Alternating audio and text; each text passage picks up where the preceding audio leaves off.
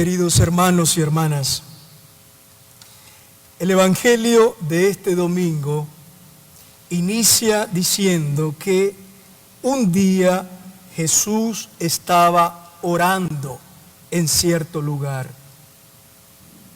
y que cuando terminó de orar, uno de sus discípulos le dijo: Señor, enséñanos a orar, así como Juan enseñó a sus discípulos. También nosotros somos discípulos que queremos aprender a orar como Él. Orar es siempre aprender a orar, como lo hacía Jesús. Él es nuestro modelo y maestro de oración. Pues bien, Jesús les enseñó a sus discípulos a orar diciéndoles: cuando ustedes oren, digan Padre, Padre. Notemos que en el Evangelio de Lucas que hemos leído este domingo, a diferencia del de Mateo, no dice Padre nuestro. Lucas dice simplemente Padre. Digan Padre, porque Lucas quiere recalcar la importancia de relacionarnos con un Dios que es nuestro Padre. Díganle Padre. Eso es todo. Trátenlo como a un Padre. Luego viene el resto. Venga tu reino, danos el pan de cada día, líbranos del mal. Pero lo decisivo en la oración es vivir como hijos, una relación amorosa con nuestro Padre del cielo. La primera y más grande enseñanza que Jesús nos da sobre la oración es esta: que nos relacionemos con Dios con seguridad y confianza de hijos, sin ningún temor, sin ningún miedo, sin sentido de indignación, abandonándonos con gozo en sus manos de Padre. Jesús no les enseña a los discípulos técnicas de meditación, ni métodos de relajación, ni los inicia en la concentración mental estilo yoga o mindfulness. Les enseña lo fundamental en la oración cristiana: colocarnos frente a Dios como hijos e hijas y descubrirnos y sentirnos amados por Él, que es nuestro Padre. La oración cristiana es fundamentalmente una relación en la cual lo importante son las personas. Dios como mi Padre y yo como su Hijo, cara a cara, corazón a corazón, unidos por un amor que nada puede romper. Orar no es solo pensar, ni es simplemente reflexionar. Con razón, Santa Teresa de Jesús recuerda que en la oración la cosa no está en pensar mucho, sino en amar mucho. En la oración desahogamos ante Dios nuestro corazón, preocupado, cansado o herido. La oración es siempre una caricia de Dios y necesitamos de sus caricias y de su ternura.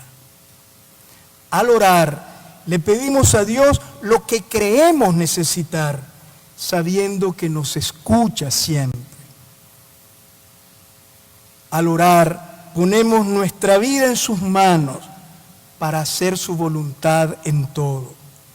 A nuestro Padre Dios le gusta escuchar nuestras historias, que le hablemos de nuestras cosas, que nos quejemos e incluso que le hagamos preguntas, como los niños a sus papás. Al Señor le encanta, por ejemplo, lo que yo llamo la oración del ¿hasta cuándo?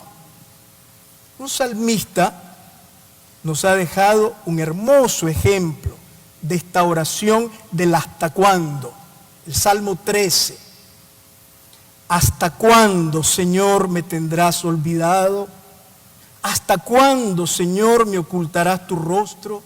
¿Hasta cuándo andaré con el alma angustiada y el corazón apenado todo el día? ¿Hasta cuándo prevalecerá mi enemigo contra mí? Esto es orar también.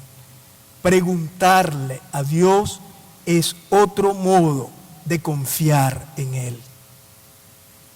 La oración no es un simple acto de piedad, ni un rito para invocar soluciones mágicas, evadiendo nuestros compromisos en la vida. Al contrario, al orar, tomamos mayor conciencia de nuestras responsabilidades. Hacemos oración no para cruzarnos de brazos, sino para permitir que la fuerza de Dios ilumine nuestro corazón, purifique nuestras intenciones y fortalezca nuestra voluntad. Quien ora como Jesús al Padre del cielo, vive siempre con los ojos abiertos y el corazón dispuesto a amar a los demás. Quien ora a un Dios que es Padre y Padre de todos, siempre ve a los otros como hermanos. La oración no nos aleja de la realidad ni del amor a los demás. Por eso también a nivel social, la mayor contribución que los cristianos podemos ofrecer es nuestra oración. La historia no es solo un escenario en el que actúan las voluntades humanas, sino que la historia es también el lugar a donde Dios hace llegar su reino de caridad, de paz y de justicia. Al orar, hacemos posible que Dios misteriosamente fecunde la historia y transforme la sociedad con nuestra colaboración y a través de nuestras acciones. Al orar, acogemos en nuestro corazón también el dolor social, el drama de los pobres, el sufrimiento de los presos políticos y de los exiliados, la zozobra de una iglesia perseguida y la humillación de sacerdotes acusados con odio y tratados en modo irregular.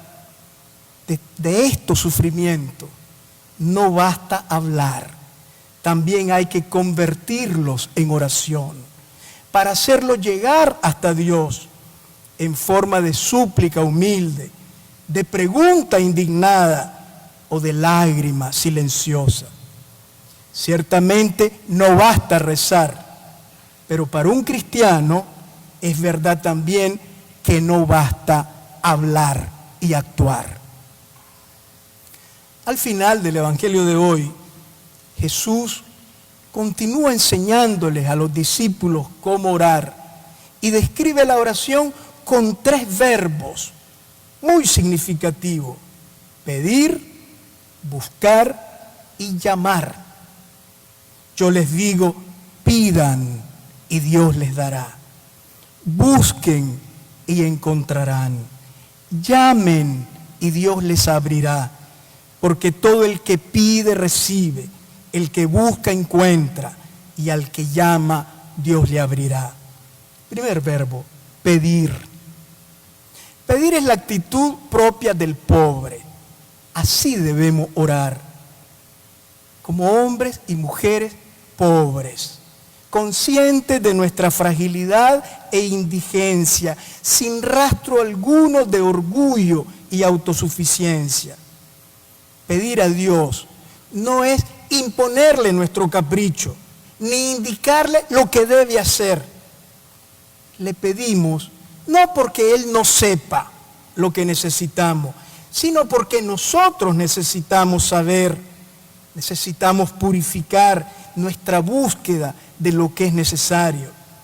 Le pedimos a Dios porque no nos resignamos a vivir con nuestras propias fuerzas, aislados y solos.